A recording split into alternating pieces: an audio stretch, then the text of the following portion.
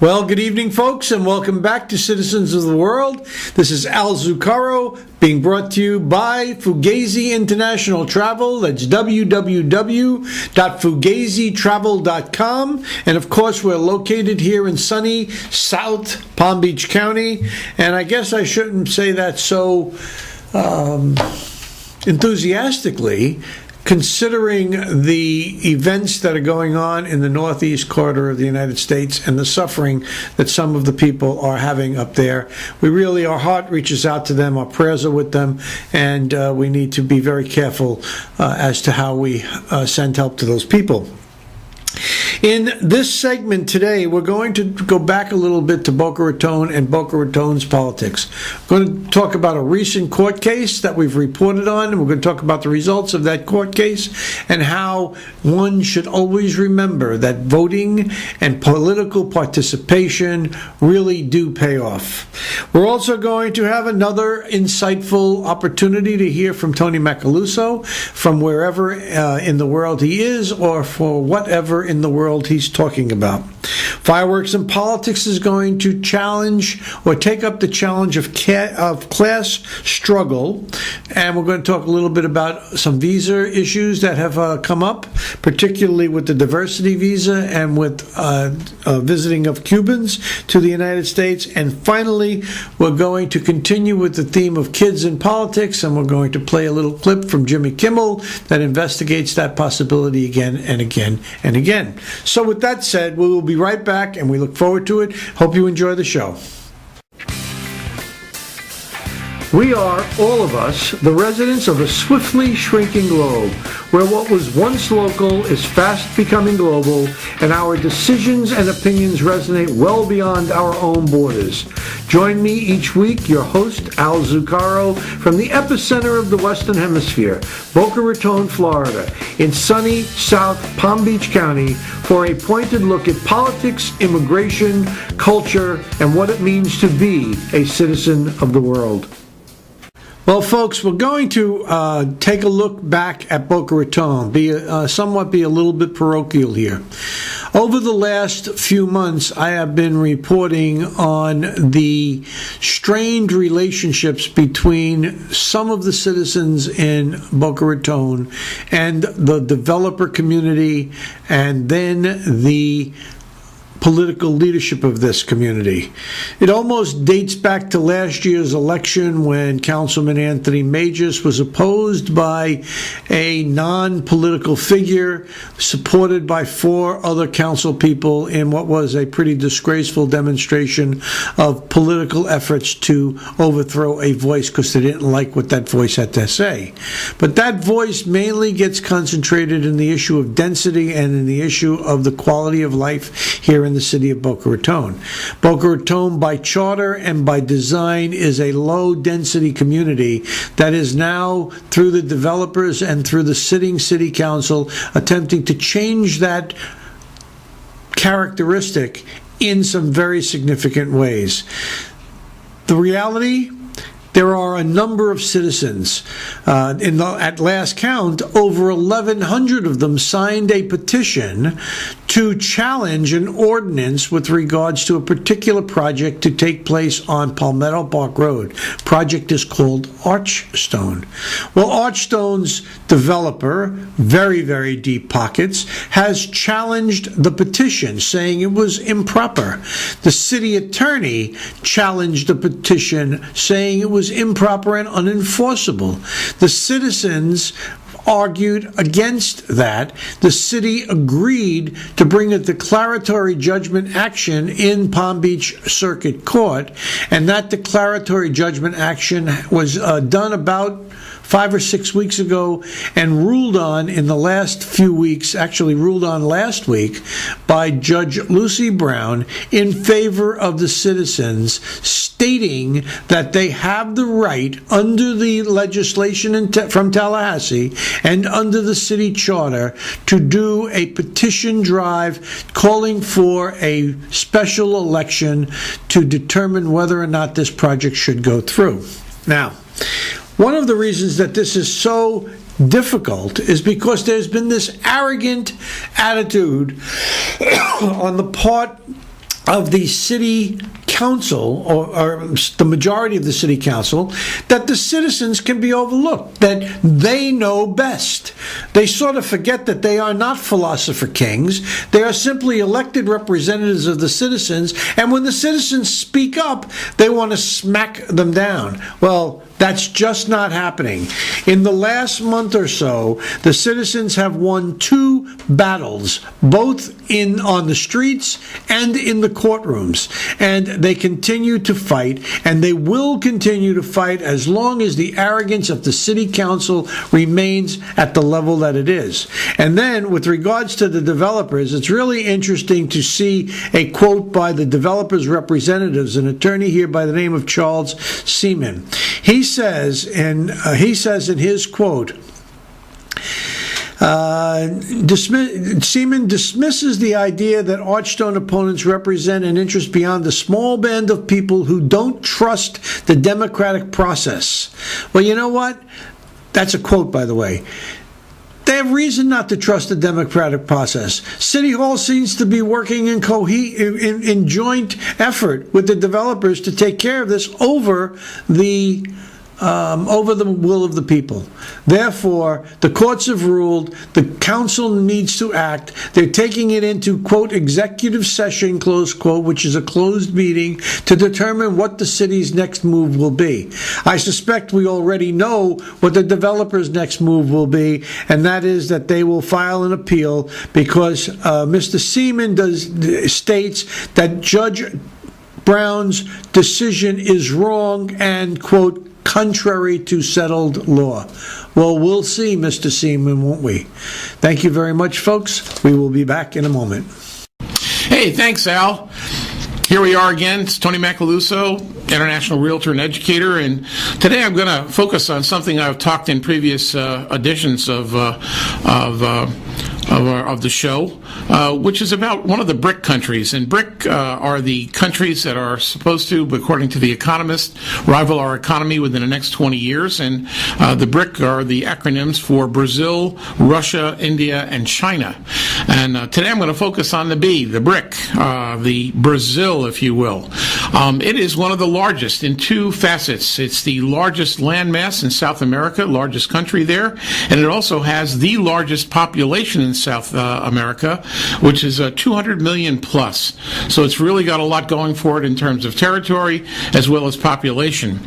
Just as an example, its second largest city, which is Sao Paulo, which has come into focus more recently, 20 million people. In the entire New York metropolitan area, including Connecticut and northern New Jersey, is only 17 million. Considering geographics, we're talking about 20 million in one city alone, and that being the second largest city.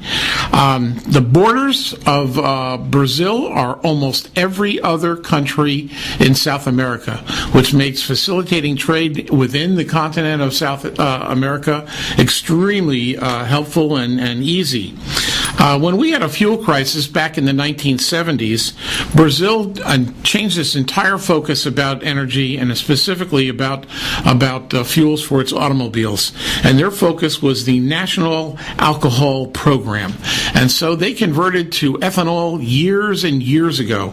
Now, they do have a domestic oil and gas supply, but by augmenting it with the emphasis put on ethanol, they changed the entire dynamics to the point where they did not have to import Middle Eastern or other countries' oil for their domestic consumption.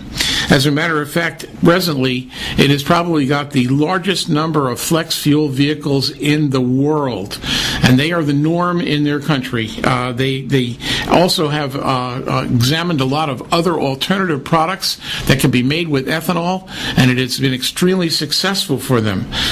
They are the top producer of hydroelectric power as an alternative, and while they're building a couple of dams even presently, the fact is they've got the capacity of doing something as big as the Yangtze River project was to China, which means that they're going to be able to deliver low-cost energy to manufacturing businesses and anyone else that really comes into the country, because as long as their rivers keep running, the energy supply is going to be there.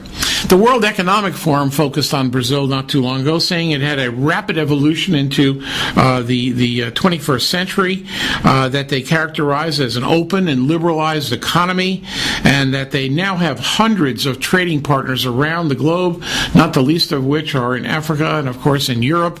And because their coastline spans across the Gulf Coast and over into the Atlantic, the access to their ports are very convenient for them. They also have a full-blown stock market, very much akin to what we have here in the United States, and that's just a precursor, if you will, to the kind of business that's being done and the interest that is being focused right now on Brazil.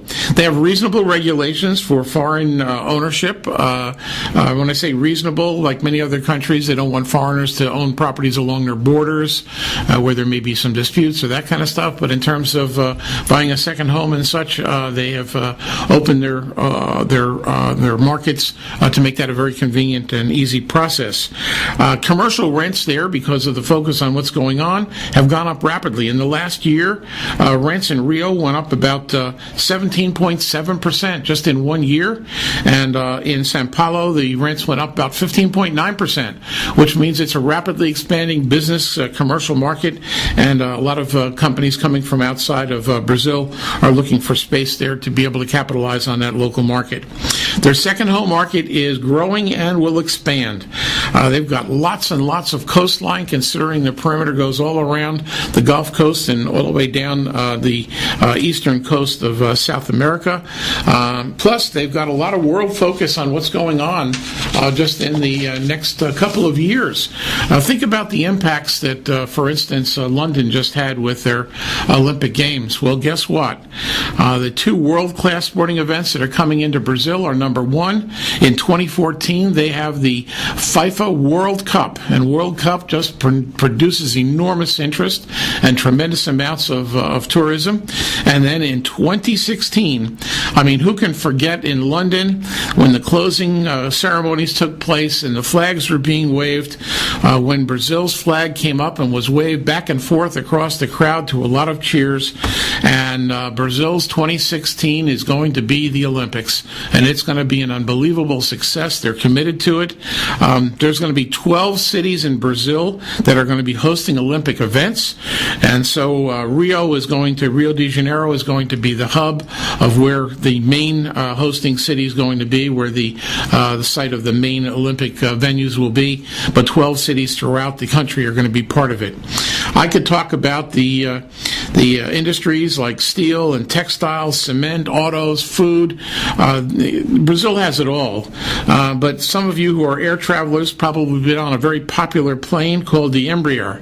The Embraer is manufactured, it's by the third largest aircraft manufacturer in the world, and the production of the Embraer is done there in Brazil, and it's a very, very good plane for short distance, very economical to run, and has had a tremendous success in most of the commuter markets as well.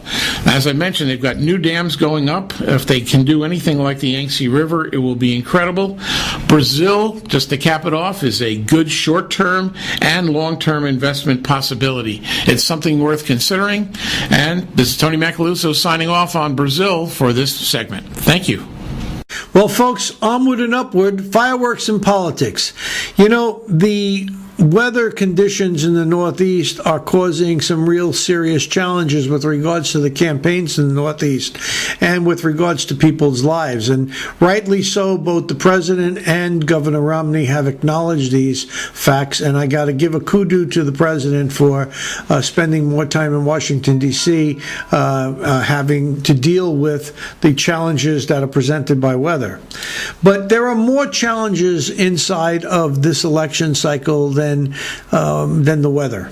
The weather may be a contributory fact, but certainly not the only fact. A couple of weeks ago, I went to an event, and at the event were some young people.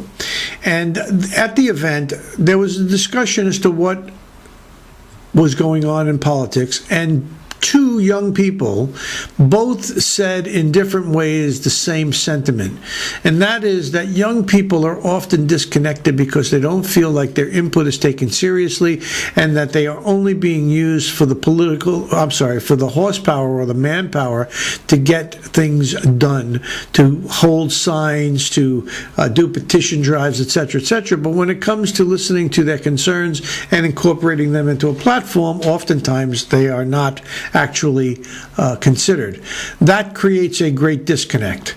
Recently, there were some articles on the subject of disconnect, and there were articles that talked about this in regards to the polls. So I just pointing out to the local stuff, because I'm not a national kind of guy, I'm a local kind of guy.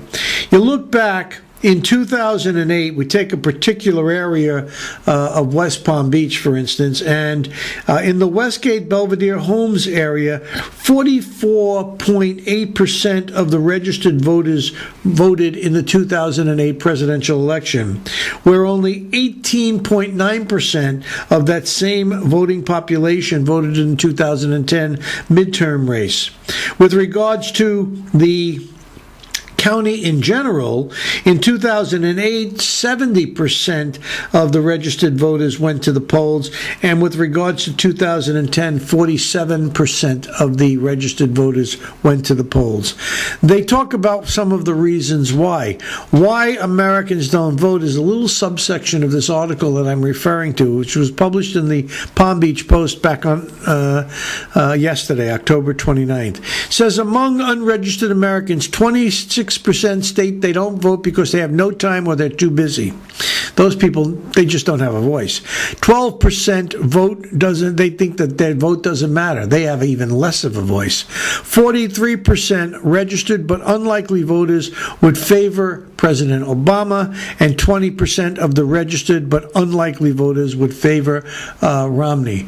So it would appear that it is a strategy that Obama should exert some energy towards to get those unlikely voters to vote. And then with regards to national apathy, 90 million people, that's the estimated number of eligible voters who won't vote on between now and November 6th or on Election Day, which is November 6th. 80 million of those people, 80 million people, there are the number of eligible voters who skipped the polls in 2008, the highest voter turnout the highest voter non-turnout since the 1960s. Well, there's an old saying, if you don't vote, then you don't have a voice. You got to get out and vote, folks. That's as simple as this. We are 5 days, 5 days from the most important election of our lifetimes. It sets the direction of this country for now and into the foreseeable future. So vote. I almost want to recommend that you vote regardless of who you vote for, but I would prefer that you vote for Mr. Romney. Thank you. Well, folks, there is also one other item that I want to bring up, and that's with regards to the District 22 race, which is the race between Lieutenant Commander Alan West and Patrick Murphy. It actually doesn't have that much to do with the race, because it isn't. Lieutenant Commander West didn't use this as a political rally, but he was videotaped at an address where he was talking at the Vietnam Memorial, and he was talking about soldiers and their role in America. And he is tracked by a Democratic voter, I guess, and he asked this person to leave, and I thought that this was something that you should see. It's a 1.5 minute video, and it shows the character of the man. Please take it away, and I'll see you when we get back. Everyone, if you being here, thanks for all the distinguished guests that we have here on this dais. And most importantly, I want to say welcome home to my brothers and sisters that have done what every single American has been called to do at some point in time, to serve this great nation, to ensure the legacies of freedom, liberty, and democracy. We are truly indeed standing on what is sacred ground. And in that being called sacred ground, we must hold it in reverence. because today is a very special day for me. Because my father-in-law, Keith Graham, Master Sergeant, United States, retired. Served 2 tours of duty in the Maricao Division. He is still alive. He still resides out in San Antonio, Texas. And it is a great honor to be able to share thoughts and perspectives with my father-in-law about his service to Vietnam. But it's more important, this day represents the memory of my older brother, who served in the United States Marine Corps in Vietnam, in Charlie Company, 1st Battalion, 26th Marines. Let me stop for 1 minute. There's a person here that has been tracking me around, and she is here for political purposes. And young lady, I ask that you leave, because you are disrespectful to the men and women that have given themselves to this great nation. We do not care for what you are presenting here. So if you have any amount of respect within you, I ask that you leave right now, turn off that camera, and stop using this for political purposes. That's you.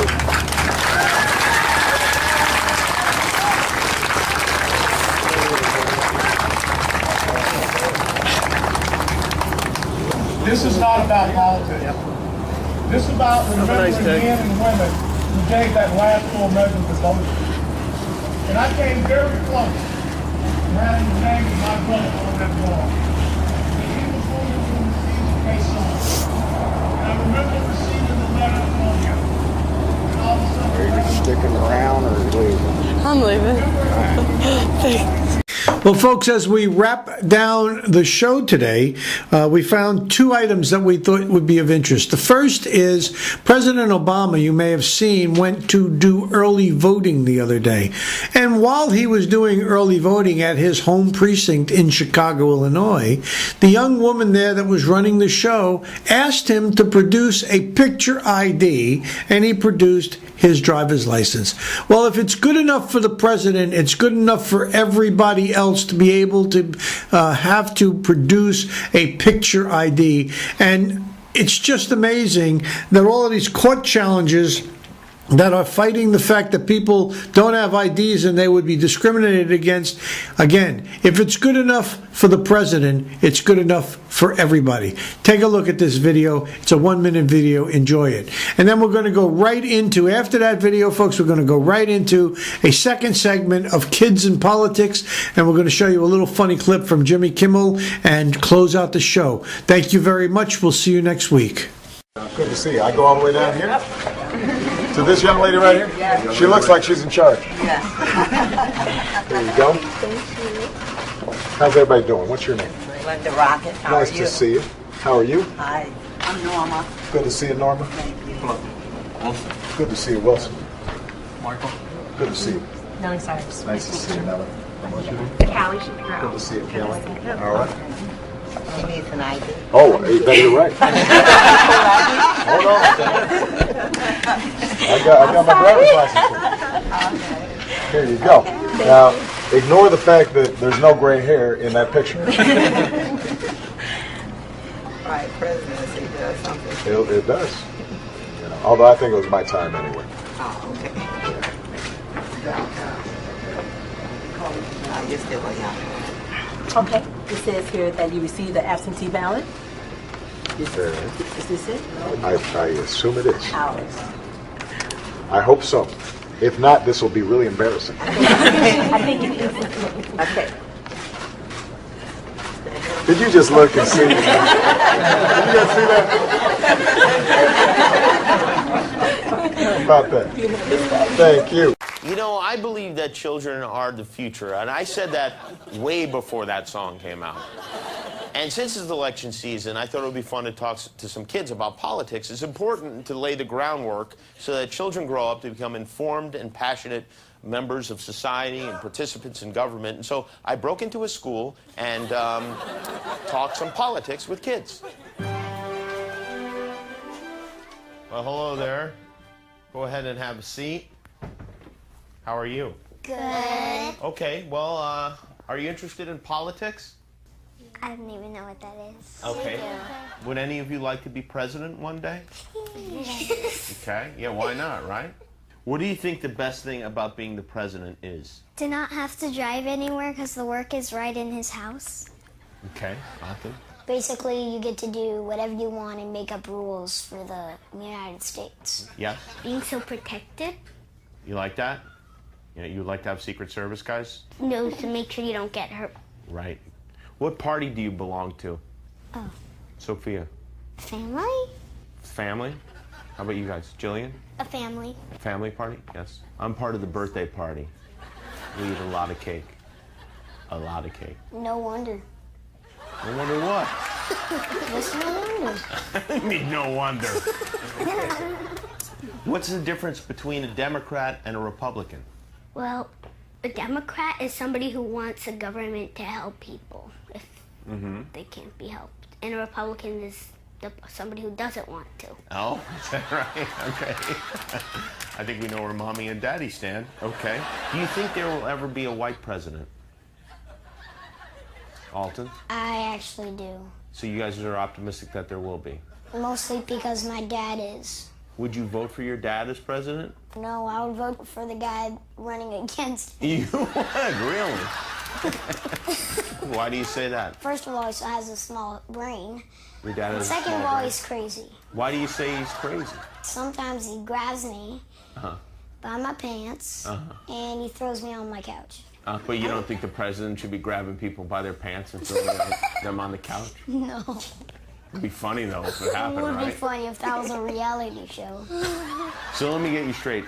You're all unemployed, right? What does that mean? Unemployed? Do you have a job? At home is to set up the table for dinner. Oh, okay. Yeah, me too. I have this little box of stuff that me and my sister collect. I've made kind of $10 or something. Oh, so you sell stuff from the box? A little. And where do you get the stuff? My mom buys it for me. So your mom buys you the stuff and then you resell it to your friends? No, actually, don't tell the truth, really. Well, she doesn't really know I do this. Right. So I put it in this little hiding spot and they never find out. So you're running a fencing operation? I don't really want to do it anymore, but... Oh, you don't? But they keep pulling you back in? Yeah, I still have a few money. How much money do you have? My sister has so many coins, she gives some to me. She gives them to you or you take them? Sometimes I take. You're like a little Tony Soprano, aren't you? Yeah, pretty much. Well, it's great talking to you guys. I hope that one day one of you grows up to be president of the United States. Oh, no. I'll be president. If you are president of the United States, will you do something special for me?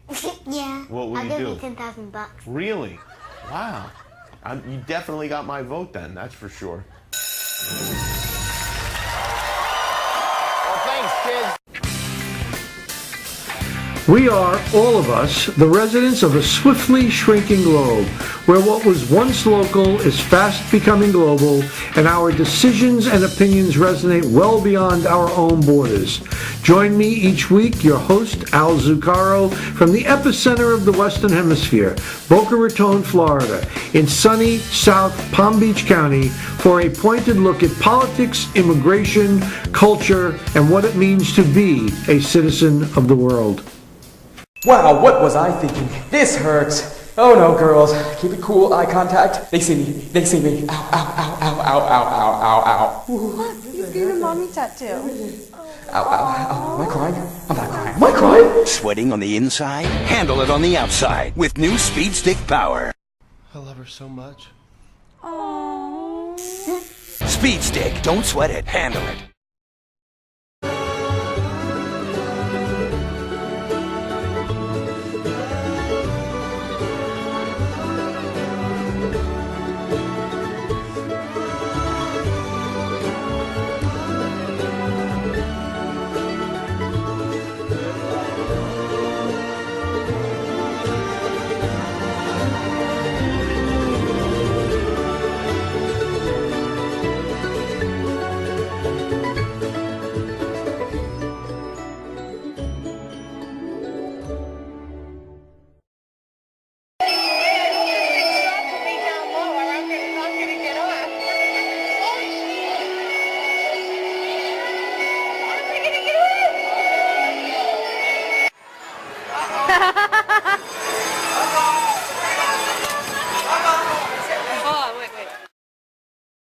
About 1,000 miles from the everyday, there's a place that's a bit more adventurous. And you don't have to catch a plane to get there, you've just got to think Australian. Come on into Outback Steakhouse, where our brand new menu is unlike anything you've ever explored, at prices that have travelled down under too. 15 meals under $15, starting at $9.95. It'll make you happier than a koala up a gum tree. Live adventurous. Go Outback.